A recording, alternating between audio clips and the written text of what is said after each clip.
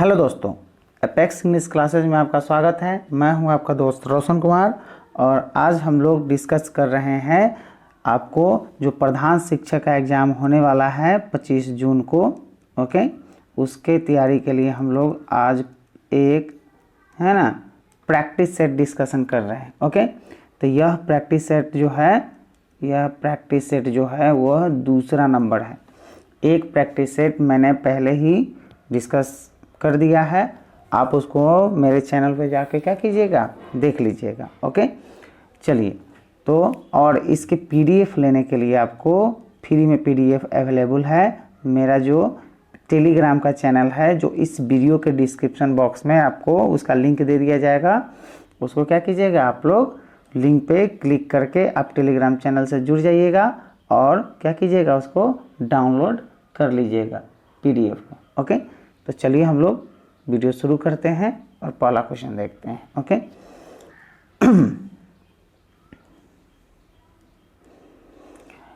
पृथ्वी की ऊपरी परत, जो हमारी पृथ्वी है उसकी जो ऊपरी परत पर खनिज, जल, गैस तथा ह्यूमस के मिश्रण को क्या कहते हैं?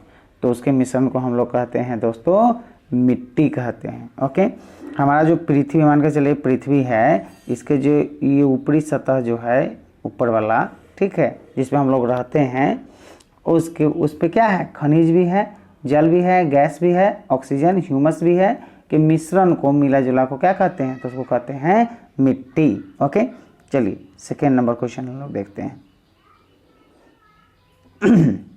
स्वतंत्र भारत की सबसे पहली बहुउद्देशीय परियोजना है। तो स्वतंत्र भारत की सबसे पहली बहुउद्देशीय जो परियोजना है वह है दोस्तों आपका दामोदर परियोजना। ओके, चलिए नेक्स्ट क्वेश्चन हम लोग देखते हैं। निम्नलिखित में से देश का सबसे बड़ा कानून कौन सा है? मतलब भारत, जो अपना प्यारा भारत है, उस मतलब इस देश में सबसे बड़ा कानून कौन है? तो सबसे बड़ा कानून है भारतीय संविधान। ओके, इससे बड़ा कानून कोई नहीं है। ओके, चलिए नेक्स्ट क्वेश्चन हम लोग देखते हैं 4 नंबर। निम्नलिखित में से किसे मरणोपरांत, मतलब मरने के बाद, भारत रत्न प्रदान नहीं किया गया? तो किसे नहीं किया गया? तो डॉक्टर डी.के. कार्वे को मरणोपरांत, मतलब मरने के बाद भी इनको जो है भारत रत्न प्रदान नहीं किया गया। इनको दिया गया था, इनको भी दिया गया था, इनको भी दिया गया था, बस डॉक्टर डी.के. कार्वे को नहीं दिया गया था। ओके, चलिए हम लोग 5 नंबर क्वेश्चन देखते हैं। भारत के राष्ट्रपति के चुनाव किस प्रकार होता है? मतलब भारत के जो प्रेसिडेंट है, ओके, रामनाथ कोविंद अभी जो है, ठीक है, भारत के जो राष्ट्रपति है उसका चुनाव किस प्रकार होता है? तो उसका चुनाव होता है दोस्तों लोकसभा, राज्यसभा और राज्य विधानसभाओं, थोड़ा आगे कर लेते हैं इसको, ठीक है, लोकसभा, राज्यसभा और राज्य विधानसभाओं के निर्वाचित सदस्यों द्वारा गठित निर्वाचक मंडल द्वारा राष्ट्रपति पद का क्या होता है? चुनाव होता है। तो आंसर क्या होगा? D number. ओके, चलिए 6 नंबर क्वेश्चन हम लोग देखते हैं। भारत के प्रथम मुख्य चुनाव आयुक्त कौन थे? ओके, चुनाव आयुक्त होता है, इलेक्शन कमीशन का जो आयुक्त होता है, मुख्य चीफ, वह कौन थे? प्रथम, तो प्रथम थे आपको दोस्तों डॉक्टर सुकुमार सेन थे। ओके, चलिए 7 नंबर क्वेश्चन हम लोग देखते हैं। भारत के राष्ट्रपति को पद से कौन हटा सकता है? मतलब भारत के जो राष्ट्रपति अभी है उनको अगर पद से हटाना हो तो कौन हटा सकता है? तो वह भारत का मुख्य न्यायाधीश, लोकसभा, प्रधानमंत्री, ये लोग नहीं हटा सकते हैं। कौन हटा सकता है? तो संसद में जो है बहुमत पारित करके पहले इसको महाभियोग लगाया जाता है, ठीक है, महाभियोग लगाकर और तब राष्ट्रपति को हम क्या कर सकते हैं? हटा सकते हैं। ओके, यह संसद द्वारा काम होता है। ओके, तो आंसर क्या होगा? संसद। 8 नंबर क्वेश्चन देखिए। संविधान सभा, कॉन्स्टिट्यूट असेंबली के चेयरमैन मतलब अध्यक्ष कौन थे? तो कौन थे? तो थे डॉक्टर राजेंद्र प्रसाद। संविधान सभा के चेयरमैन, अध्यक्ष कौन थे? संविधान संविधान का संविधान सभा का कौन थे? तो डॉक्टर राजेंद्र प्रसाद थे। ओके, 9 नंबर क्वेश्चन देखिए, घाटे की वित्त व्यवस्था का क्या अर्थ है? तो घाटे की वित्त व्यवस्था का अर्थ है बजट घाटे की तरह हो। ओके, आंसर क्या होगा? ए। चलिए 10 नंबर क्वेश्चन हम लोग देखते हैं। निम्नलिखित में से कौन सा रोग बैक्टीरिया के संक्रमण के कारण होता है? मतलब ये 4 गो रोग का नाम दिया हुआ है, इन चारों में यह कौन सा रोग है जो बैक्टीरिया के संक्रमण से होता है? तो बैक्टीरिया के संक्रमण से होने वाला रोग है दोस्तों टिटनस। ओके, कौन है? टिटनस। रेबीज, कैंसर, मलेरिया, ये सब बैक्टीरिया के कारण नहीं होता है। कौन होता है? टिटनस बैक्टीरिया के कारण होता है। ओके, चलिए 11 नंबर क्वेश्चन हम लोग देखते हैं।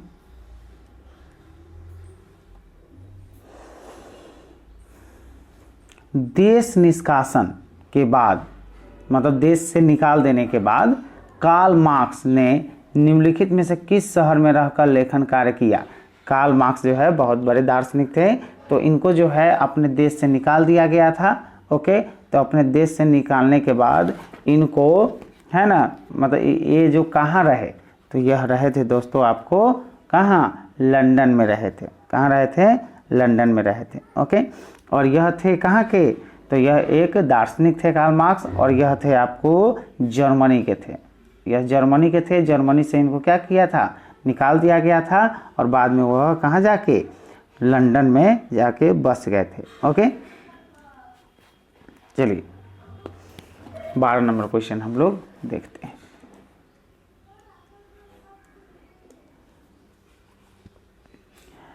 निम्नलिखित किस देश ने द्वितीय विश्व युद्ध में पर्ल हार्बर पर आक्रमण किया? तो पर्ल हार्बर पर कौन आक्रमण किया था? तो पर्ल हार्बर पर जापान ने आक्रमण किया था। ओके, किसने किया था? जापान ने किया था। अलंग नामक प्रसिद्ध शिप स्क्रैपिंग यार्ड कहाँ है? तो यह स्क्रैपिंग यार्ड जो है दोस्तों, यह है आपको गुजरात में। ओके, मांडू की रानी रूपमती का संबंध किससे था? तो मांडू की रानी जो रूपमती थी उसका संबंध था दोस्तों आपको बाज बहादुर से। आंसर क्या होगा? बी। ओके, सह्याद्री क्या है? सह्याद्री पर्वत स्थित है, मतलब सह्याद्री पर्वत का नाम है जो कहाँ स्थित है? तो वह महाराष्ट्र में स्थित है। आंसर क्या होगा? महाराष्ट्र। ओके, चलिए 16 नंबर क्वेश्चन हम लोग देखते हैं। राष्ट्रीय प्रतीक में अशोक चक्र का कौन सा रंग होता है? तो इसका कौन सा रंग होता है? तो नीला होता है। अशोक चक्र का रंग क्या कैसा होता है? झंडा फहराते होइएगा तो उसमें देखिएगा अशोक चक्र जो होता है उसका रंग कैसा होता है? नीला होता है। ठीक है, चलिए 17 नंबर क्वेश्चन देखते हैं हम लोग। किस देश का पुराना नाम फार्मोसा था? मतलब अभी उसका नाम दोसर है, लेकिन बहुत पहले जो है पुराना नाम जो है उसका फार्मोसा था। किस देश का नाम फार्मोसा था? तो ताइवान का नाम क्या था? फार्मोसा था। ओके, पीली रोशनी में एक गहरी नीली वस्तु कैसी दिखाई देगी? अगर एक गहरी नीली वस्तु जो है खूब नीला हो, एकदम गहरा नीला हो, उसको अगर पीला रोशनी में ले जाए तो वह वस्तु कैसा दिखाई देगा? तो वह काला दिखाई देगा दोस्तों। ओके,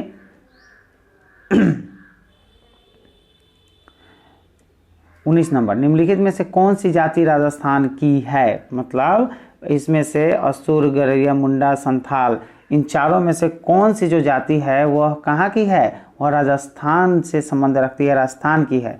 तो वह है गरासिया जनजाति, गरासिया जाति जो है वह राजस्थान से संबंध रखती है। ओके, 20 नंबर क्वेश्चन देखिए। अमेरिका के किस राष्ट्रपति ने जापान में हिरोशिमा पर परमाणु बम गिराने का आदेश दिया था? ओके, किस राष्ट्रपति ने जापान पर हिरोशिमा पर जो है बम गिराने का आदेश दिया था? तो यह आदेश दिया था आपको दोस्तों हेनरी ट्रूमैन ने। किसने दिया था?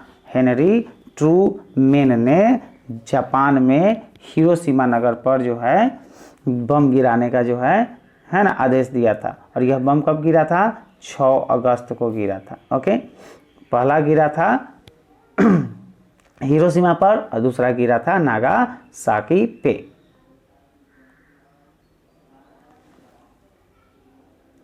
चलिए 21 नंबर क्वेश्चन हम लोग देखते हैं। भारत के संविधान में संवैधानिक उपचार का अधिकार निम्नलिखित में से किस अनुच्छेद में दिया गया है? मतलब संविधान में संशोधन करने का है ना, जो अति व्यवस्था बात सब है वो किस अनुच्छेद में है?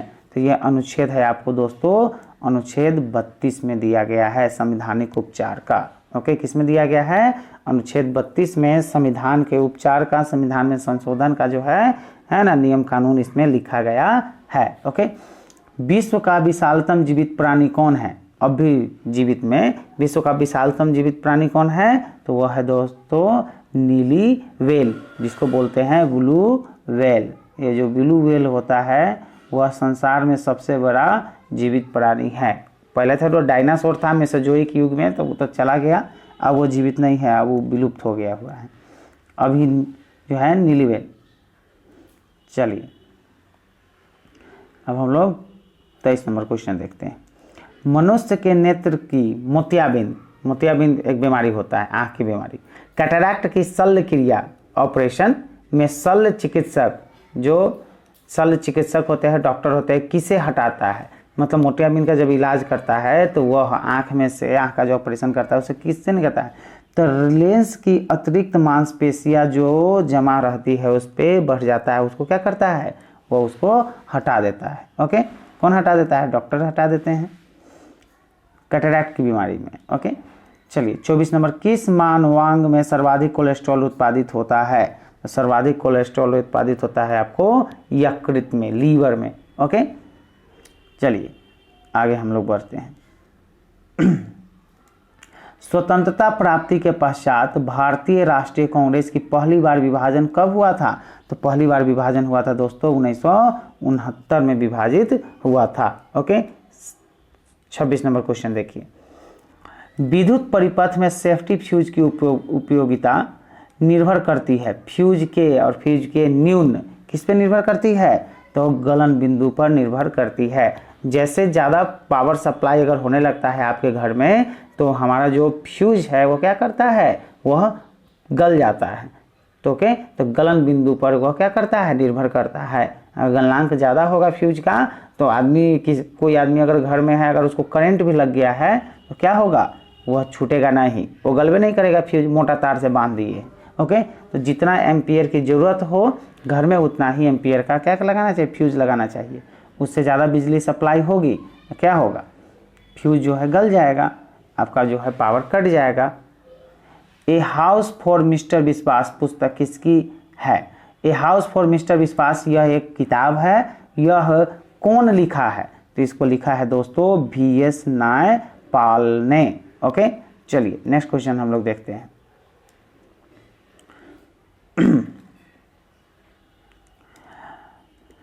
भारत में प्रिंस ऑफ वेल्स इस संग्रहालय है, म्यूजियम है। ओके, प्रिंस ऑफ वेल्स क्या है? म्यूजियम है। संग्रहालय का नया नाम निम्नलिखित में से क्या रखा गया है? ये पहले का नाम है, अब का नाम क्या है? तो छत्रपति शिवाजी संग्रहालय इसको नाम रखा गया है। छत्रपति शिवाजी संग्रहालय, छत्रपति शिवाजी म्यूजियम इसका नाम रखा गया है। पहले का क्या नाम था? प्रिंस ऑफ वेल्स था। ओके, चलिए नेक्स्ट क्वेश्चन हम लोग देखते हैं। पृथ्वी के चारों ओर छाए हुए गैसों के गोलों को कहते हैं। ओके, क्या इसको क्या कहते हैं? इसको कहते हैं वायुमंडल। हमारे पृथ्वी पे चारों ओर जो गैसों का गोला छाया हुआ है, गैस सब है, उसको क्या बोलते हैं? वायुमंडल। ओके, चलिए नेक्स्ट क्वेश्चन हम लोग देखते हैं। निम्नलिखित में से किस देश में लोग संविधान का संशोधन करने में भाग लेते हैं? किस देश के लोग संविधान में अगर संशोधन करना है तो लोग भाग लेते हैं? तो वो है आपको स्विट्जरलैंड। ओके, यहाँ डायरेक्ट डेमोक्रेसी है, अपने यहाँ क्या है? इनडायरेक्ट डेमोक्रेसी है। तो स्विट्जरलैंड में जो है डायरेक्ट डेमोक्रेसी, इसमें डायरेक्ट जनता जो है भाग लेता है। ओके, चलिए 31 नंबर हम देखते हैं। फ्रांस की क्रांति कब, किस वर्ष में हुई थी? तो जैसा कि आपको पता है फ्रांस की क्रांति हुई थी 1789 ईस्वी में। ओके, चलिए नेक्स्ट क्वेश्चन हम लोग देखते हैं 32 नंबर। निम्नलिखित में से कौन सा जैव सेल है?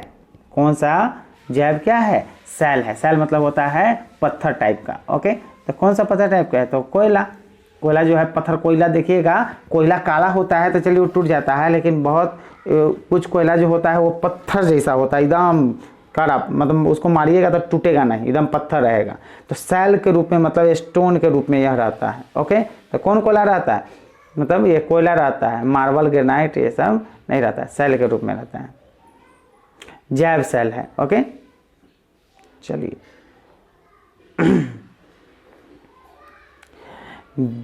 विली विली का तात्पर्य क्या होता है? विली विली का तात्पर्य मतलब विली विली जो शब्द है उसका अर्थ क्या होता है? तो उसका अर्थ है ऑस्ट्रेलिया के पास का उष्ण प्रदेशीय चक्रवात को क्या बोलते हैं? विली विली बोलते हैं। ओके, चलिए 34 नंबर क्वेश्चन देखिए।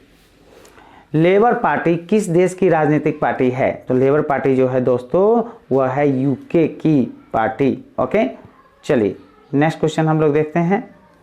मंत्रिमंडल संयुक्त रूपेण उत्तरदायी है। मंत्रिमंडल संयुक्त रूप से किसके प्रति उत्तरदायी होता है? तो यह उत्तरदायी होता है दोस्तों लोकसभा के प्रति। किसके प्रति उत्तरदायी होता है? लोकसभा के प्रति उत्तरदायी होता है। ओके, चलिए 36 नंबर क्वेश्चन हम लोग देखते हैं। निम्नलिखित में से कौन सा पदार्थ विद्युतीय चुंबक इलेक्ट्रोमैग्नेट बनाने के लिए सर्वाधिक उपयुक्त है? तो कौन इलेक्ट्रोमैग्नेट बनाने के लिए सर्वाधिक उपयुक्त तो कौन सा इसमें पदार्थ है? यह पदार्थ है आपको दोस्तों सॉफ्ट आयरन को हम लोग जो है विद्युतीय चुंबक बनाने में उपयोग करते हैं। ओके, सॉफ्ट आयरन मतलब एकदम सॉफ्ट आयरन होता है, हार्ड आयरन नहीं। चलिए नेक्स्ट क्वेश्चन। कक्षा 9 में प्रत्येक 7 विद्यार्थियों में से 4 लड़कियां हैं तथा कक्षा 10 में प्रत्येक 8 विद्यार्थियों में से 5 लड़के। कक्षा 9 तथा कक्षा 10 में लड़कियों की संख्या का अनुपात क्या होगा?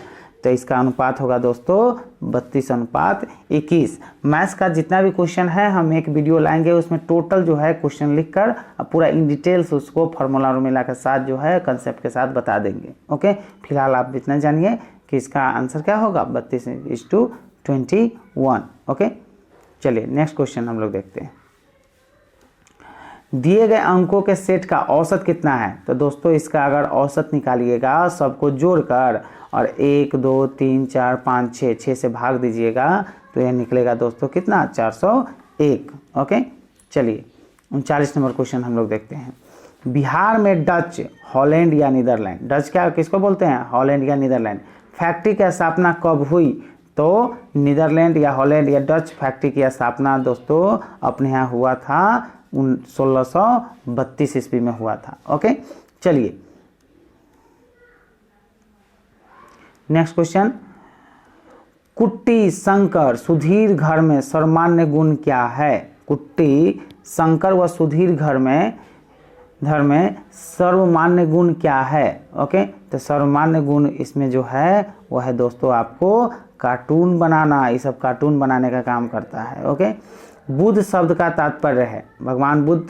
तो बुद्ध शब्द का जो तात्पर्य होता है वो होता है दोस्तों एक ज्ञान संपन्न व्यक्ति को क्या बोलते हैं? बुद्ध बोलते हैं। ओके, चलिए नेक्स्ट क्वेश्चन। लैप्स नीति को किसने प्रस्तुत किया था? तो लैप्स नीति को दोस्तों लॉर्ड डलहौजी ने प्रस्तुत किया था। ओके, चलिए 43 क्वेश्चन। भारत छोड़ो आंदोलन के दौरान सबसे प्रभावी नारा करो या मरो किसने दिया था?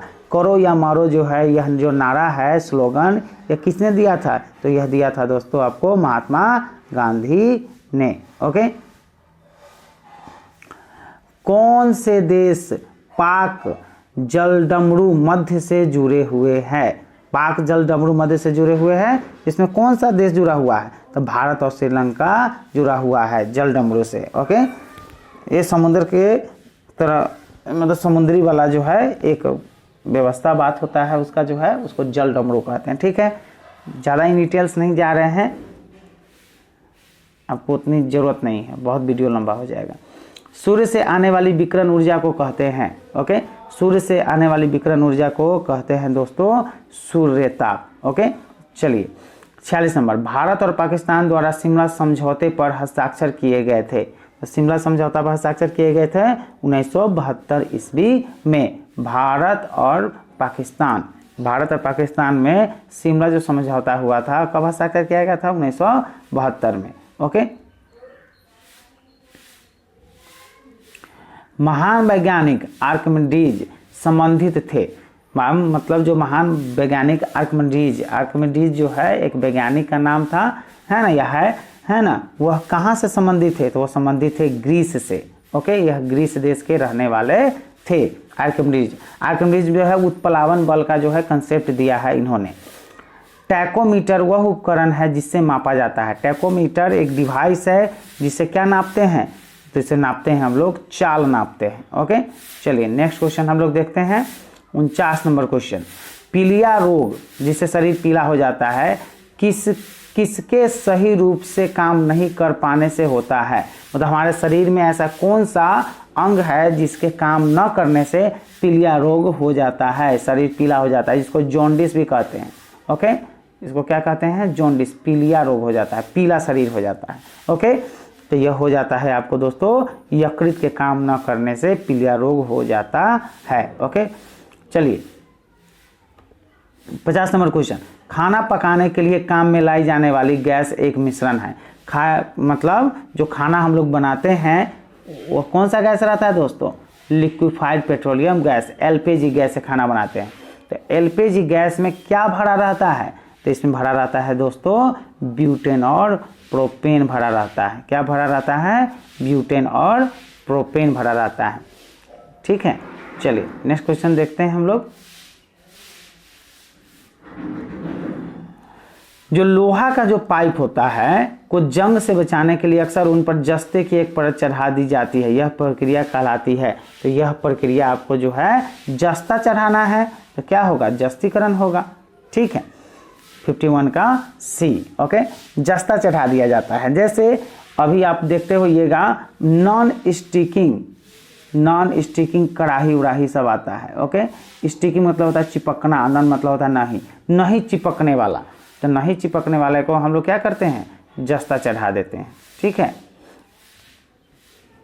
चलिए ये सब का इस्तेमाल होता है, जस्तीकरण उसको कर दिया जाता है जिससे उस पर जंग नहीं लगता है लोहे पर। ओके, चलिए विश्व बैंक जिसे अंतर्राष्ट्रीय पुनः रचना और विकास बैंक के नाम से भी जाना जाता है, कहाँ स्थित है, तो वर्ल्ड बैंक जो है दोस्तों कहाँ स्थित है, वर्ल्ड जो बैंक है मतलब विश्व बैंक कहाँ स्थित है, तो विश्व बैंक स्थित है आपको वाशिंगटन डीसी में। यह पड़ता है यूएसए, अमेरिका में पड़ता है। ओके, चलिए नेक्स्ट क्वेश्चन देखते हैं हम लोग।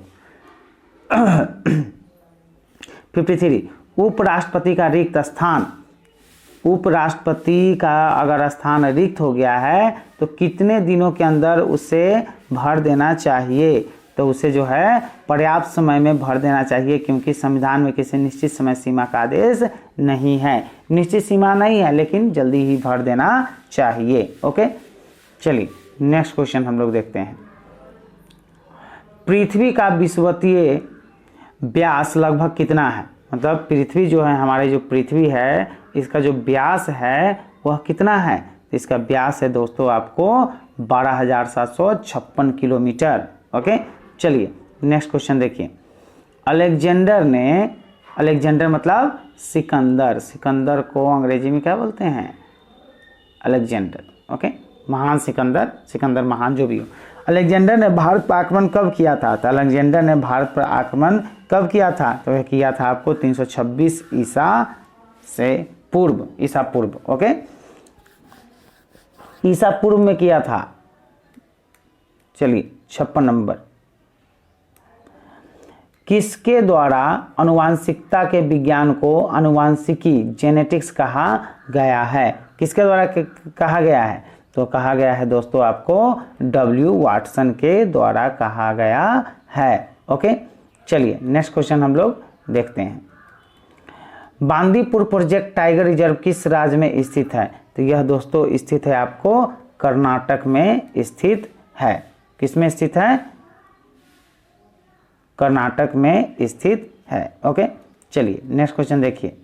58, उस रोग का चयन करें जो कि एक मनुष्य से दूसरे मनुष्य में सीधे नहीं फैलता। ओके, तो वह रोग है दोस्तों आपको टिटनस, धनुर्वात। ओके, अगर टिटनस का जो है अगर बीमारी किसी को हो गया है, उसका शरीर के खून अगर चढ़ा दिया जाए तब तो उसको भी टिटनस हो जाएगा सामने वाले को, ऐसे नहीं होता है। ओके, चलिए नेक्स्ट क्वेश्चन हम लोग देखते हैं। 59 नंबर, मॉन्ट्रियल संलेख प्रोटोकॉल किससे संबंधित है? तो यह संबंधित है दोस्तों ओजोन अवक्षय से संबंधित है। ओके, मॉन्ट्रियल संलेख। ठीक है, चलिए नेक्स्ट क्वेश्चन हम लोग देखते हैं। निर्जलीकरण के दौरान शरीर में से कौन सा पदार्थ का सामान्य क्षय होता है? निर्जलीकरण मतलब जैसे आपका जो है पेट खराब हो गया या क्षय हो गया, इस समय निर्जलीकरण मतलब होता है शरीर से पानी की मात्रा कम हो जाना, ठीक है, या खत्म हो जाना। तो इसमें कौन से पदार्थ जो है सामान्यतः क्षय होता है, यह खत्म हो जाता है, ठीक है, या कम हो जाता है? तो यह कम हो जाता है दोस्तों आपको सोडियम क्लोराइड की क्या हो जाती है? कमी हो जाती है। ओके, किस मामले में सर्वोच्च न्यायालय ने संविधान के प्रावधानों को निरस्त किया जो मूलभूत अधिकारों पर निर्देशन सिद्धांतों की प्रभुत्ता को मंजूर करते थे? तो इसका आंसर है दोस्तों मिनर्वा मिल्स केस के लिए। ठीक है, चलिए नेक्स्ट क्वेश्चन हम लोग देखते हैं। संविधान के अनुसार एक राष्ट्रीय आपातकाल ऑपरेशन में डैश रह सकता है। ओके, कितने दिन तक रह सकता है? ओके, तो यह रह सकता है अनिश्चित समय तक रह सकता है, इसका कोई सीमा नहीं है। ओके, चलिए 63 स्वतंत्रता, समानता तथा बंधुत्व सब निम्नलिखित में से किससे संबंधित है? तो यह संबंधित है दोस्तों फ्रांसीसी क्रांति से संबंधित है। ओके, चलिए 64 नंबर क्वेश्चन। खेतरी या खेतरी किसके लिए प्रसिद्ध है? तो खेतरी जो है आपको प्रसिद्ध है तांबा के लिए प्रसिद्ध है। किसके लिए प्रसिद्ध है? तांबे के लिए प्रसिद्ध है। ओके, चलिए 65 नंबर क्वेश्चन। डोल ड्रम क्या है? तो डोल ड्रम क्या है? तो डोल ड्रम जो है दोस्तों भूमध्य रेखा के आसपास अल्प दाब का क्षेत्र जहां बहुत कम हवाएं तथा समुद्र है उसको बोलते हैं डोल ड्रम कहते हैं उसको। ओके, चलिए 66 नंबर क्वेश्चन। बंगाल का विभाजन किस विचार से किया गया था? तो बंगाल का विभाजन जो है दोस्तों यह किया गया था पश्चिमी तथा पूर्वी बंगाल के हिंदुओं को विभाजित करने तथा हिंदू मुसलमान के बीच तनाव बढ़ाने के लिए। ओके, आंसर क्या होगा? बी।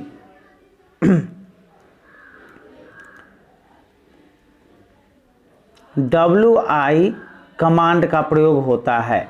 WI कमांड का प्रयोग कहाँ होता है? तो WI कमांड का प्रयोग होता है रोज को इंसर्ट करने के लिए और कॉलम को इंसर्ट करने के लिए। रोज और कॉलम को इंसर्ट करने के लिए हम लोग WI कमांड का इस्तेमाल करते हैं। यह क्वेश्चन जो है यह कंप्यूटर में है। कंप्यूटर में जो है एक्सेल खोलिएगा, एक्सेल फाइल खोलिएगा या माइक्रोसॉफ्ट एक्सेल जो खोलिएगा MS एक्सेल, तो उसमें रोज या कॉलम जो है अगर आपको डालना होगा या वर्ड में भी है ना, या वर्ड में, तो आपको किस कमांड का उपयोग करना पड़ेगा? तो आपका पढ़ना पड़ेगा W+I कमांड का। W+I कमांड का इस्तेमाल करना पड़ेगा। चलिए नेक्स्ट क्वेश्चन हम लोग देखते हैं।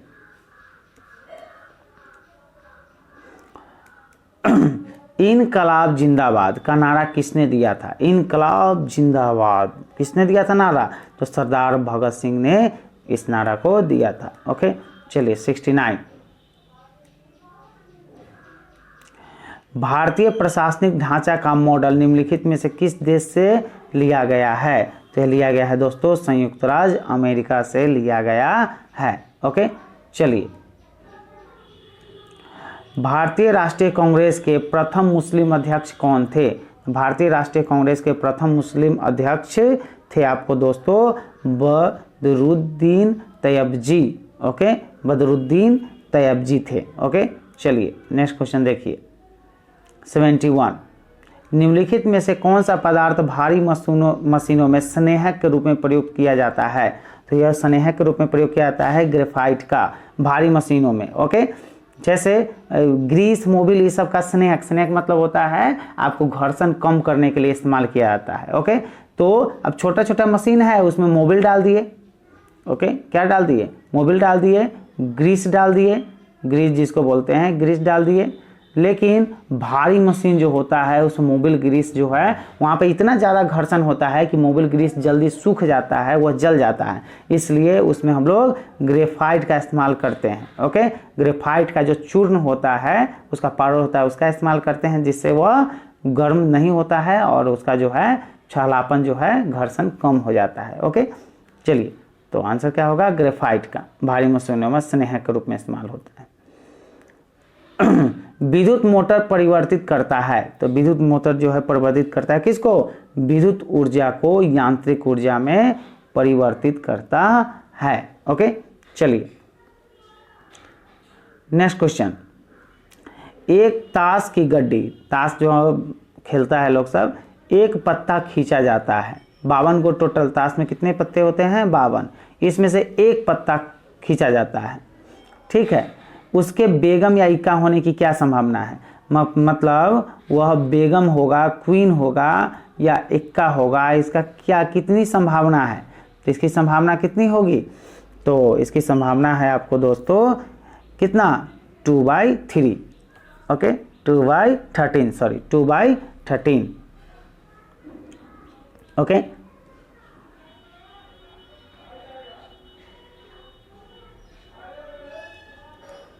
चलिए नेक्स्ट क्वेश्चन। तृतीय बौद्ध संगीति की अध्यक्षता किसने की थी? तो तृतीय बौद्ध संगीति की अध्यक्षता दोस्त मेघलीपुत्र तीस ने की थी। तृतीय बौद्ध संगीति जो हुआ था वो उसकी अध्यक्षता किसने की थी? तो मोगलीपुत्र तीस ने किया था। ओके, चलिए 75। बिहार में कृषि विश्वविद्यालय स्थापित है। बिहार में कृषि विश्वविद्यालय कहाँ स्थापित है? तो यह स्थापित है आपको समस्तीपुर के पूसा में स्थापित है। ओके, पूसा में कॉलेज भी है, कृषि विश्वविद्यालय। ओके,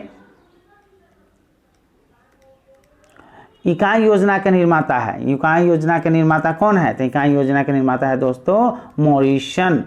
ओके, चलिए, मनुष्य में जीवन की जिन गतिविधियों में गणित का सर्वाधिक प्रयोग होता है वह क्या है? तो वह है आपको दोस्तों क्या? आर्थिक में। जैसे हम लोग बिजनेस करते हैं, ओके, लेन देन करते हैं, तो इसमें सबसे ज़्यादा गणित का इस्तेमाल होता है। जैसे बैंक हो गया, बिजनेस में इस समय सबसे ज़्यादा जो है गणित का इस्तेमाल किया जाता है। ठीक है, चलिए हम लोग 78 नंबर क्वेश्चन देखते हैं। गणित के नियम और निष्कर्ष होते हैं। गणित के नियम और निष्कर्ष कैसे होते हैं? वस्तुनिष्ठ व सार्वभौमिक दोनों ही हो सकते हैं। ओके, चलिए 79 है। छात्र को विभिन्न रेखा गणितीय आकृतियां देकर उनमें से त्रिभुजाकार आकृतियां अलग से करवाई गई। इसका उद्देश्य क्या है? तो इसका उद्देश्य क्या हो सकता है? इसका उद्देश्य है आपको अवबोधात्मक के लिए किया जाता है। किसके लिए? अवबोधात्मक के लिए किया जाता है। ओके, चलिए 80 नंबर क्वेश्चन हम लोग देखते हैं। गणित सभी विज्ञानों का सिंह द्वार व कुंजी है, यह कथन है। गणित सभी क्या है? विज्ञानों का सिंह द्वार व कुंजी है, यह कथन है। यह कथन किसका है? तो यह कथन है बेकन का। ओके, चलिए 81 नंबर क्वेश्चन हम लोग देखते हैं। गणित में निम्न में से कौन सा चरण समस्या समाधान विधि का नहीं है? तो यह कौन सा चरण समाधान विधि का नहीं है? तो यह है आपको शारीरिक स्वास्थ्य को अधिक महत्व देना। 81 का क्या हो जाएगा? ए नंबर को। चलिए 82 नंबर देखिए।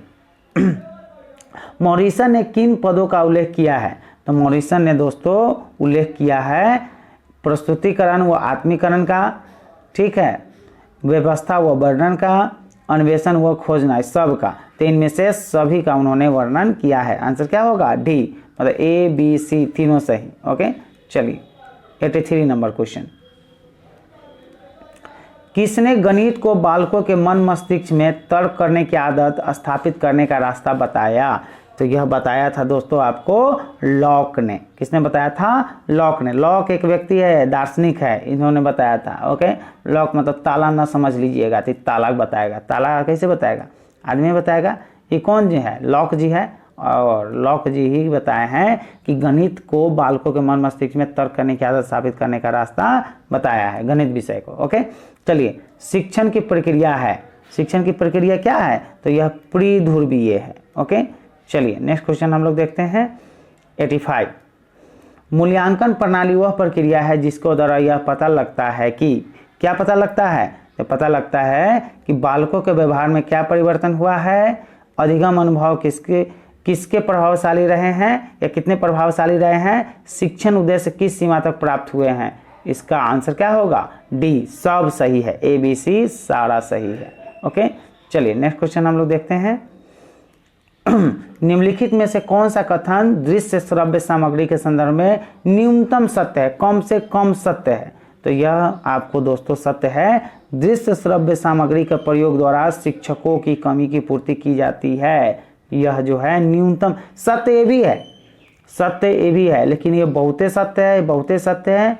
ओके, यह जो है बहुत सत्य है, आपको मतलब बहुत ज़्यादा, ये डी नंबर, ठीक है, ए बी डी सबसे ज़्यादा सत्य है और ये छोटकिनमा सत्य है, मतलब थोड़ा सत्य है, ज़्यादा नहीं। ओके, चलिए नेक्स्ट क्वेश्चन हम लोग देखते हैं। शिक्षण पर्यवेक्षण का प्रमुख कार्य है, शिक्षण पर्यवेक्षण जो होते हैं उनका प्रमुख कार्य क्या है? तो उनका प्रमुख कार्य है दोस्तों छात्रों के कल्याण की प्रोन्नति। आंसर क्या होगा? ए। ओके, चलिए 88 नंबर, प्राथमिक कक्षा के शिक्षक निम्नलिखित के प्रति प्रत्यक्ष रूप से उत्तरदायी होते हैं। किसके प्रति उत्तरदायी होते हैं?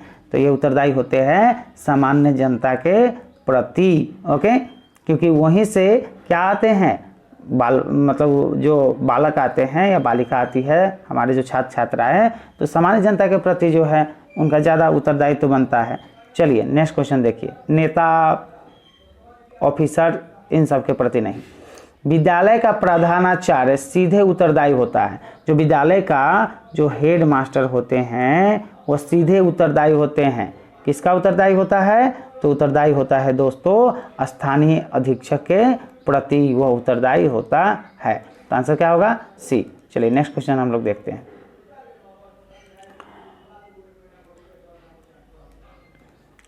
एक प्राथमिक विद्यालय के प्रधानाचार्य की प्रशासन क्षमता पर निम्नलिखित में से किसका प्रभाव पड़ता है? तो यह प्रभाव पड़ता है दोस्तों, आपको किसका प्रभाव पड़ेगा? तो विद्यालय प्रशासन संबंधी मूलभूत सिद्धांतों का ज्ञान, इस पर प्रभाव पड़ता है। ओके, 90 का क्या होगा? सी। छात्रों की भौतिक सुख सुविधाओं का उत्तरदायित्व वहन किया जाता है। भौतिक सुख सुविधाओं का उत्तरदायित्व वहन किया जाता है किसके द्वारा? तो उपयुक्त सभी के द्वारा, मतलब विद्यालय बोर्ड के द्वारा, विद्यालय अधीक्षक के द्वारा, विद्यालय के प्रधानाचार्य के द्वारा। उपयुक्त क्या होगा? सारा सही होगा। ओके, चलिए नेक्स्ट क्वेश्चन हम लोग देखते हैं। शिक्षा योजना का सर्वाधिक प्रभावी तत्व है। तो शिक्षा योजना का सर्वाधिक प्रभावी तत्व है आपको क्या? शिक्षक छात्र संबंध। ओके, अगर आपको यह वीडियो जो है यूजफुल लगा हो, ठीक है, तो आप इसको अपने दोस्तों के साथ, अपने टीचर्स वाला जितना भी ग्रुप होगा उसमें क्या कीजिएगा, इसको शेयर जरूर कीजिएगा। और हम रोज़ 2 वीडियो लाएंगे। ओके, आपका जो है कुल 25 दिन में हमारा टारगेट है कि कोर्स को पूरा एकदम 25 गो सेट प्रैक्टिस आपको करवा दे।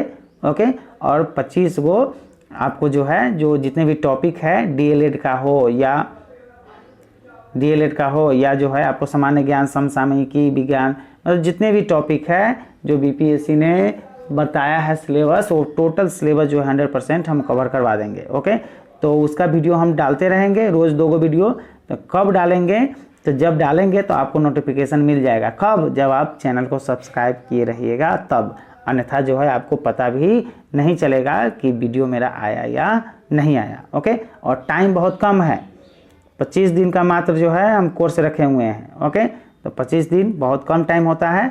आप इसको क्या कीजिएगा, आप इसको रोज़ वीडियो देखिएगा। जो वीडियो हम डालते हैं आपको एकदम मैं गारंटी लेता हूँ आपका जो है यह एग्ज़ाम जो है HM मतलब जो हेड टीचर वाला एग्ज़ाम है आपको एकदम 100% क्या होगा, क्लियर होगा और अच्छे मार्क्स के साथ होगा। आप 125 प्लस इसमें स्कोर कर सकते हैं। ओके, और पास करने के लिए तो आपको क्या चाहिए, 42 नंबर चाहिए। ओके, तो 42 नंबर मान के चलिए आपका भी होगा। 42 नंबर मान के चलिए एक व्यक्ति है, इसका भी 42 नंबर और आपका भी 42 नंबर। ओके, तो दोनों अगर 42 आ गया तो किसको नौकरी देगा? आपका ज़्यादा रहेगा तब ना आपको जो है जल्दी बहाली होगा। ओके, और जिसका ज़्यादा मार्क्स रहेगा उसी का जल्दी, इसमें इंटरव्यू तो है नहीं। ओके, आपका जो है आगे रहेगा तो आपको मनपसंद स्कूल भी चयन कर सकते हैं कि हम इस स्कूल के क्या बनेंगे, प्रधान शिक्षक बनेंगे। अन्यथा आपको जहाँ मन वहाँ भेज देगा। अब जो है से कि हैरान होते रहिएगा। ओके, तो ज़्यादा मार्क्स लाना है। ज़्यादा मार्क्स लाने के लिए वीडियो को शुरू से अंत तक क्या कीजिएगा, अच्छे से देखिएगा। ओके, और चैनल को क्या कीजिएगा, एकदम मस्ट रूप से सब्सक्राइब करके और अपने दोस्तों के बीच क्या कीजिएगा, शेयर कीजिएगा, उनको भी कुछ फ़ायदा उदा हो जाएगा। ठीक है। प्राथमिक शिक्षा का सर्वाधिक हित लाभ निम्नलिखित में से किसमें निहित है? तो यह निहित है दोस्तों आपको शिक्षक सुधार में। ओके, चलिए नेक्स्ट क्वेश्चन हम लोग देखते हैं। पीटीए नामक संस्था से निम्नलिखित का आभास होता है। तो किसका आभास होता है दोस्तों? तो पेरेंट टीचर एसोसिएशन का क्या होता है, आभास होता है। इसका क्या हो गया, पी से पेरेंट, पेरेंट मतलब होता है माता पिता, टीचर मतलब जो होते हैं शिक्षक, और एसोसिएशन ओके, इससे इसका जो है होता है व्यवस्था बस। ठीक है, चलिए PTA parents teacher association. Okay, चलिए नेक्स्ट क्वेश्चन हम लोग देखते हैं। शिक्षक की नैतिक मूल्य संहिता कोड ऑफ एथिक्स उन्हें आज्ञा प्रदान करती है। उन्हें क्या आज्ञा प्रदान करती है? तो दोस्तों आज्ञा प्रदान करती है शिक्षक कक्षा से बाहर राजनीति में सहभागिता करे। ठीक है, यह करता है। ठीक है, चलिए नेक्स्ट क्वेश्चन हम लोग देखते हैं। शिक्षक का सर्वोच्च कर्तव्य है, मतलब सबसे पहला और सबसे इम्पोर्टेंट कर्तव्य जो शिक्षक का होता है वह क्या होना चाहिए? वह छात्रों को कल्याण करे, वह छात्रों के कल्याण के बारे में सोचे, यही उसका परम कर्तव्य है, सर्वोच्च कर्तव्य है, एपेक्स लेवल का कर्तव्य है। ओके, चलिए 97 हम लोग देखते हैं। नैतिक मूल्य नियमावली का अर्थ है। तो नैतिक मूल्य नियमावली का अर्थ होता है दोस्तों कुछ निश्चित मापदंड जिनका पालन व्यवसाय विशेष में कार्यरत सभी व्यक्ति करते हैं। तो आंसर क्या हो जाएगा 97 का? ए हो जाएगा। चलिए 98 हम लोग देखते हैं। राष्ट्रीय शिक्षक संहिता के अनुसार शिक्षकों के लिए यह अनुचित मापदंड है कि वे क्या करें? तो शिक्षक संहिता के नियमों को जानबूझकर ओके क्या करना चाहिए? उल्लंघन करे, यही है। ओके, चलिए 99 का हम लोग देखते हैं। शिक्षक का सबसे बड़ा कर्तव्य है कि शिक्षक का सबसे बड़ा कर्तव्य क्या है? तो वह कक्षा में प्रजातांत्रिक मूल्यों का प्रतिपादन करे, यही इसका क्या है? मूल्य है। ओके, आंसर क्या होगा? 99 का ए हो जाएगा। ओके, चलिए 100 नंबर क्वेश्चन हम लोग देखते हैं। ठीक है, समाज द्वारा शिक्षकों पर अनेक प्रकार के प्रतिबंध लागू किए जाते हैं, उनमें से अधिकांश पाए जाते हैं दोस्तों। ओके, तो यह है ग्रामीण समुदायों में अधिक पाए जाते हैं। आंसर क्या होगा? D number. 101 नंबर क्वेश्चन हम लोग देखते हैं। ओके, 101 नंबर क्वेश्चन देखते हैं। यदि शिक्षण के दौरान छात्रों को कुछ भी याद नहीं हुआ या सीखा है तो कहा जाएगा कि क्या कहा जाएगा? अगर आप पढ़ा दिए किसी विद्यार्थी को अपने स्कूल में और वह कुछ नहीं सीखा तो क्या कहा जाएगा? तो कहा जाएगा कि शिक्षण नहीं हुआ है, मतलब पढ़ाई होए नहीं किया है अगर बच्चा ना सीखा तो। ओके, तो बच्चा को सीखना, बाल केंद्रित शिक्षा पे हम लोग चलते हैं, बालक को ध्यान में रख के अगर पढ़ा रहे हैं तो बालक को आना चाहिए। ओके, चलिए 102 नंबर क्वेश्चन हम लोग देखते हैं। शिक्षकों के लिए निम्नलिखित में से कौन सा कर्तव्य सर्वाधिक अमान्य घोषित किया गया है? तो यह छात्रों के घर पर आतिथ्य ग्रहण करे, यह सबसे अमान्य घोषित किया गया है। मतलब छात्रों के घर में जाए और जो है खाना उना खाए, उससे जो है खूब सेवा पानी कराए, यह जो है उचित नहीं है, यह सर्वाधिक क्या है? अमान्य है। ओके, चलिए तो हम लोग को छात्रों के घर पे जाके जो है सेवा पानी नहीं करवाना है। ओके, चलिए शिक्षा के प्रमुख कार्य किया जाता है। शिक्षा का प्रमुख कार्य किया जाता है छात्रों को अनुभविक विकास के मार्ग पर आगे बढ़ाना। आंसर क्या हो जाएगा? बी। ओके, 104 नंबर क्वेश्चन देखिए।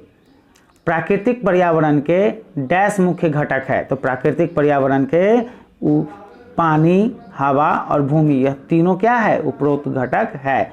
105 नंबर, भौतिक पर्यावरण को डैश पर्यावरण भी कहा जाता है? तो भौतिक पर्यावरण को आपको प्राकृतिक पर्यावरण भी कहा जाता है। ठीक है, चलिए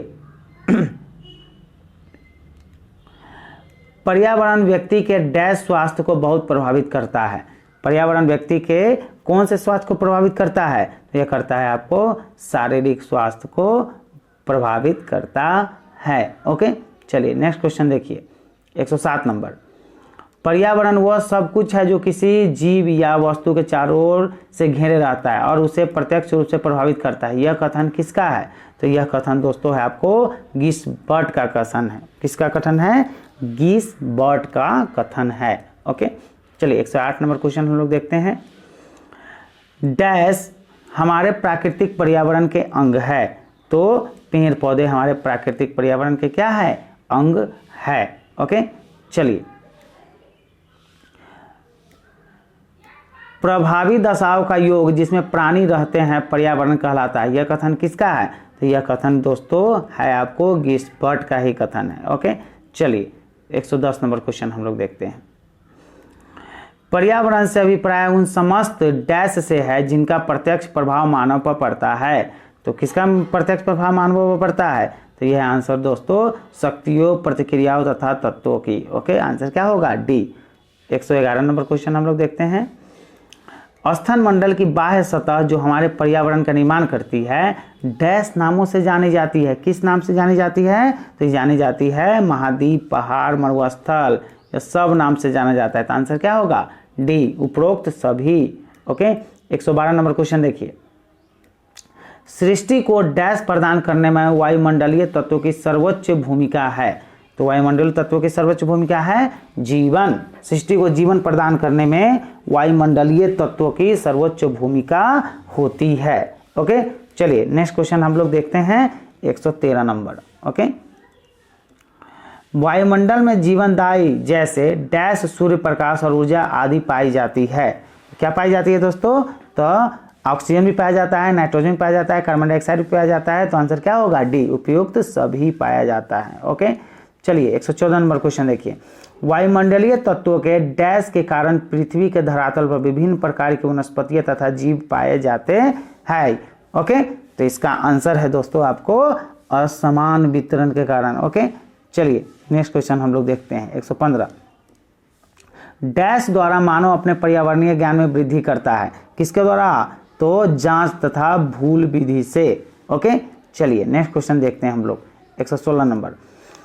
निम्न में से किसके अनुसार पर्यावरण एक बाह्य शक्ति है जो हमें प्रभावित करता है? तो किसके अनुसार बाह्य शक्ति है पर्यावरण जो हमें प्रभावित करता है? तो इसका आंसर है दोस्तों आपको क्या? E.J. रॉस। E.J. रॉस ने कहा है कि पर्यावरण एक बाह्य शक्ति है जो हमें प्रभावित करता है। ओके, चलिए 117 नंबर क्वेश्चन हम लोग देखते हैं।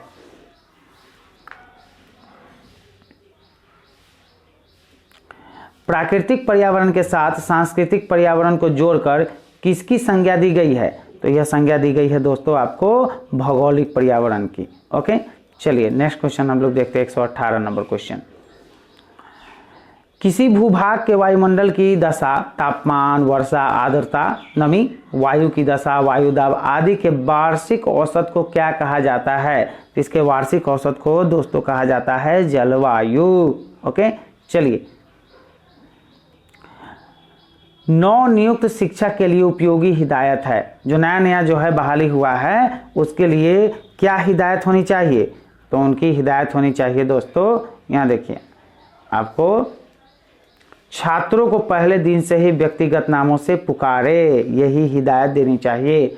अभी अभी जो है नया नया जो बहाली जिन शिक्षकों की हुई है उन लोगों के लिए है, कोई पहले दिन जब ज्वाइन करे उसी दिन जो है बच्चों का नाम जान ले और उसी दिन से जो है वह बच्चों के नाम से उसको पुकारे। ओके, ले ए लड़का, ए इधर सुनो, ऐसे नहीं पुकारना है, छात्रों को नाम से ही पुकारना है। इससे ज़्यादा बेहतर इंप्रेशन पड़ता है ओके शिक्षण में।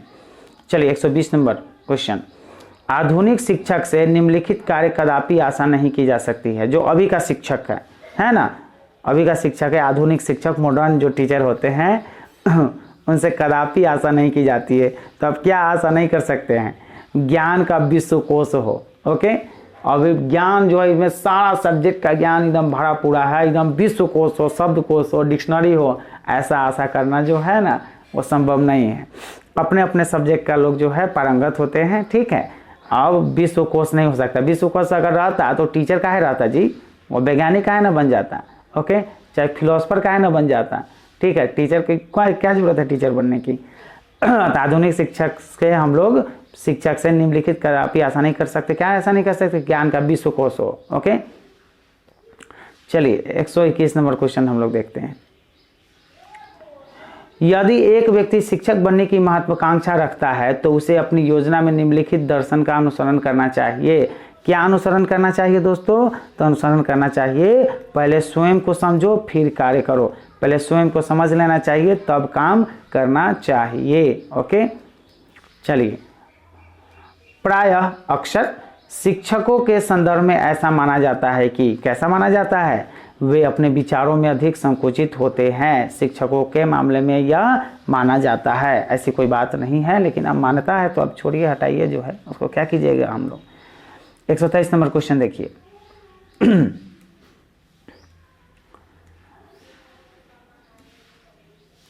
123 नंबर क्वेश्चन, सामाजिक आर्थिक स्तर के सर्वेक्षण से ज्ञात होता है कि प्रायः शिक्षक आते हैं, कहाँ से आते हैं शिक्षक? तो मध्यम निम्न स्तर से आते हैं। ओके, चलिए नेक्स्ट क्वेश्चन देखिए। 126 नंबर, सभी शिक्षकों का सामूहिक रूप से मानसिक झुकाव पाया जाता है। किसमें पाया जाता है? तो पाया जाता है संकुचित तथा पुरातन। ओके, चलिए 125 नंबर क्वेश्चन, जो व्यक्ति शिक्षण व्यवसाय में प्रवेश करने का इच्छुक है उसके लिए सर्वोच्च अर्हता है। अर्हता मतलब होता है एलिजिबिलिटी। ओके, ठीक है, तो अर्हता क्या रखता है? तो अर्हता रखता है दोस्तों वह सार्वजनिक संभाषण योग्यता ए। ओके, चलिए नेक्स्ट क्वेश्चन देखिए। शिक्षण व्यवसाय के अभ्यर्थियों का प्रायः एक दुर्बल पक्ष है। कौन सा दुर्बल पक्ष है? तो यह पक्ष है दोस्तों औसत शैक्षणिक उपलब्धियां। ओके, चलिए नेक्स्ट क्वेश्चन हम लोग देखते हैं। 127 नंबर, शिक्षकों की नियुक्ति के संदर्भ में इस तथ्य का ध्यान रखना चाहिए कि जब शिक्षक की नियुक्ति होती है तो कौन से तथ्य का, किस चीज का ध्यान रखना चाहिए? तो ध्यान रखना चाहिए क्या? उत्तम व्यक्तियों का शिक्षण व्यवसाय में चयन करना है, यही ध्यान रखना चाहिए। ओके, उत्तम से उत्तम व्यक्ति जो है शिक्षण व्यवसाय में आए, टीचर बने। ओके, अब बच्चों को पढ़ाए। चलिए नेक्स्ट क्वेश्चन, शिक्षक प्रशिक्षण संस्थाओं को अपने परीक्षणों को चुस्त करने के उद्देश्य से निम्नलिखित कार्य करना चाहिए। ओके, जो ट्रेनिंग कॉलेजेस है उसको प्रशिक्षण जो देता है, तो प्रशिक्षण को चुस्त करने के लिए क्या करना चाहिए? तो हमें क्या करना चाहिए? तो सामान्य शिक्षा देनी चाहिए, विशिष्ट पाठ्यक्रमों का संगठन होना चाहिए, व्यवसायिक शिक्षा, यह तीनों होना चाहिए। आंसर क्या होगा? D number. आंसर क्या होगा? डी। ए तीनों सही है। ओके, चलिए प्राइमरी एजुकेशन, प्राथमिक शिक्षा स्तर पर शिक्षकों की नियुक्ति किया जाना चाहिए। शिक्षकों की नियुक्ति करना चाहिए सभी महिला शिक्षकों की।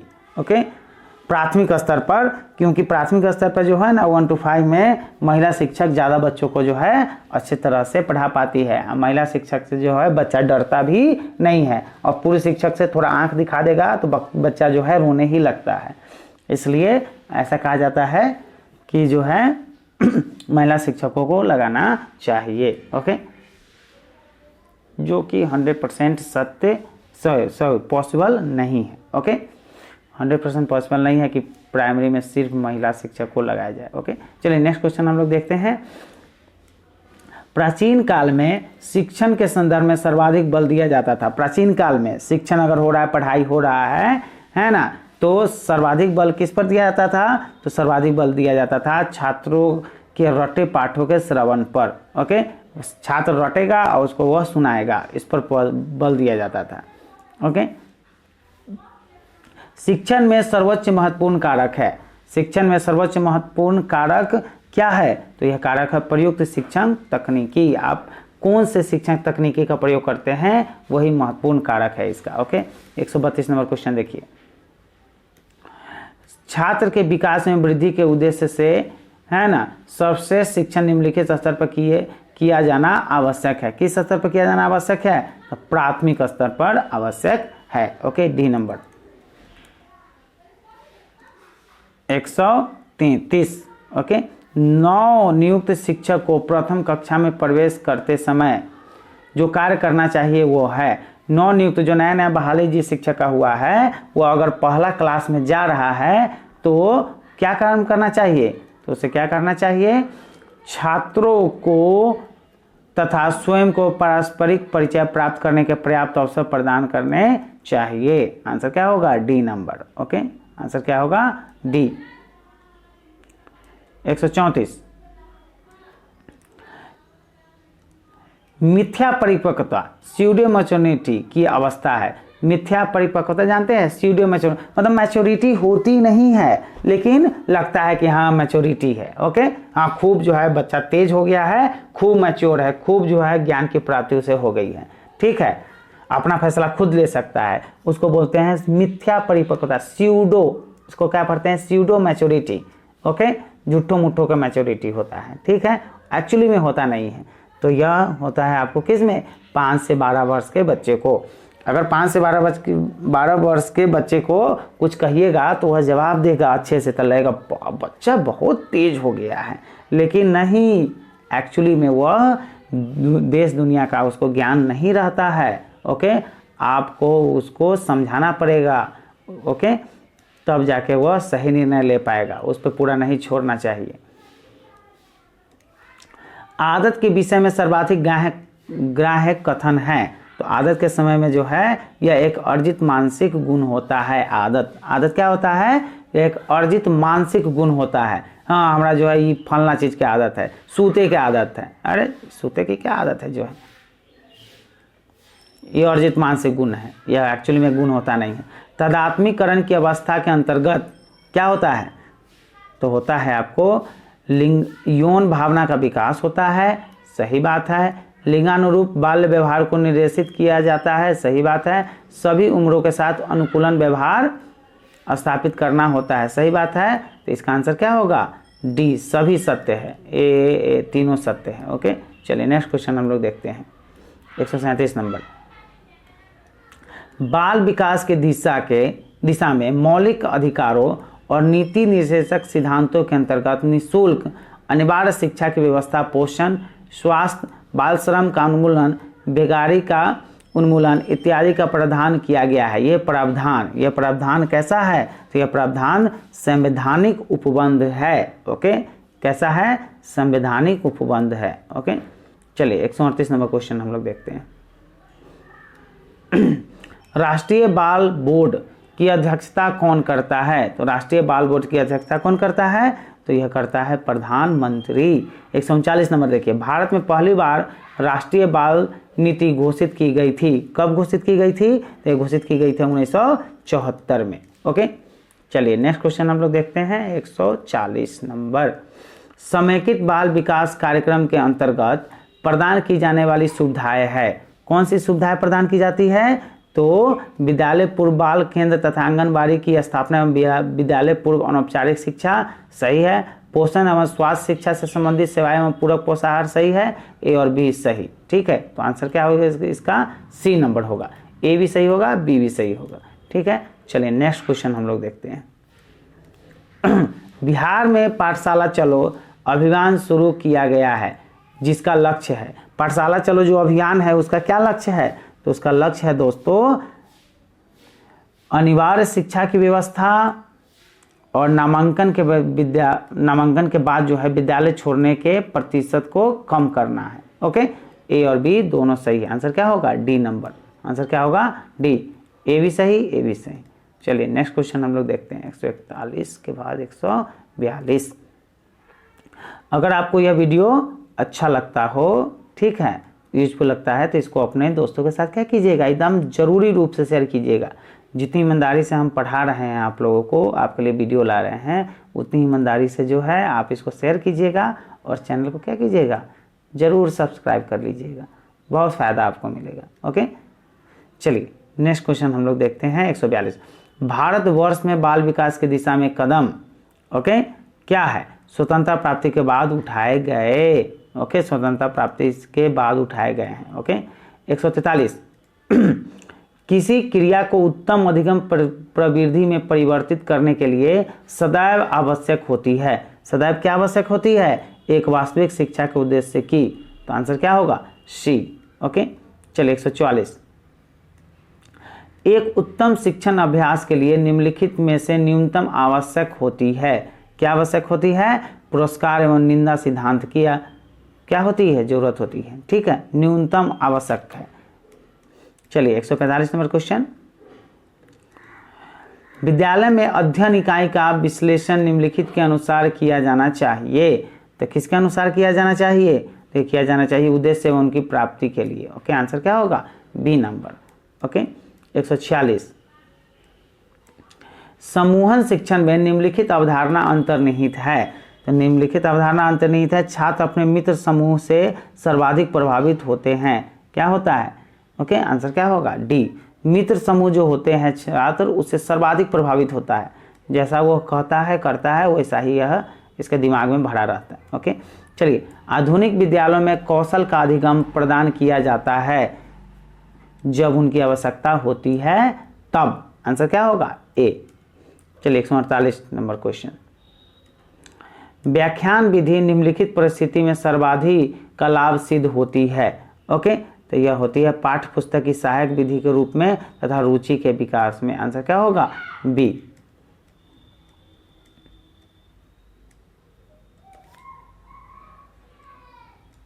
एक 149 नंबर क्वेश्चन।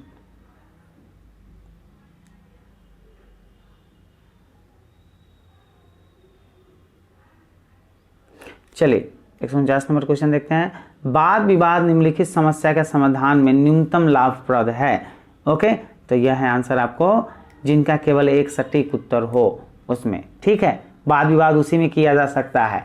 थियोरेटिकल क्वेश्चन में वाद विवाद नहीं हो सकता है, ऑब्जेक्टिव क्वेश्चन में हो सकता है। एक सटीक उत्तर हो, एक से ज़्यादा होगा तो दिक्कत होगा। और चलिए, हम लोग अब लास्ट क्वेश्चन पे चले आए हैं। हम लगातार आपको 25 दिन का हमारा जो है टारगेट कोर्स रखे हुए हैं और इसमें जो है आपको लगभग 50 वीडियो आएगा। 25 सेट आपको प्रैक्टिस करवाया जाएगा 150 क्वेश्चन का। और उसके बाद जो है आपको जो टॉपिक है, ओके, डीएलएड का टॉपिक हो गया, समसामयिकी हो गया, करेंट अफेयर्स, ये सब। ठीक है, तो ये सब का जो है आपको इन डिटेल्स जो है डिस्कशन करवाया जाएगा। इसके लिए आप हमारे चैनल पे बने रहिएगा। ओके, चलिए, और इसको जो है चैनल को सब्सक्राइब जरूर कर लीजिएगा और ज़रूर से ज़रूर इसको अपने दोस्तों, अपने टीचर्स वाला ग्रुप में क्या कीजिएगा? शेयर जरूर कीजिएगा। ओके, चलिए, एक प्रभावी शिक्षण में निम्नलिखित गुण नहीं पाया जाता है। ओके, कौन सा गुण नहीं पाया जाता है? तो गुण पाठों का रटना नहीं पाया जाता है। और फ्री में पीडीएफ उपलब्ध है। ठीक है, तो फ्री में पीडीएफ लेने के लिए यह जो वीडियो आप मोबाइल पे देख रहे हैं, इसके डिस्क्रिप्शन बॉक्स में आप जाइएगा तो टेलीग्राम का लिंक रहेगा। उससे जो है आप क्या कर सकते हैं? हमारे टेलीग्राम से जुड़ सकते हैं और यह जितनी भी पीडीएफ है आपको वहाँ फ्री ऑफ कॉस्ट जो है मुहैया कराया जाएगा। किसी भी तरह आप जो है प्रधानाध्यापक तो चला गया। ठीक है, प्रधान शिक्षक का जो एग्ज़ाम होने वाला है 25 जून को, ठीक है, उसे आप क्लियर कर लीजिए। ठीक है, फिर मौका मिलेगा या नहीं मिलेगा इसकी कोई गारंटी नहीं है। तब तक के लिए जय हिंद, जय भारत।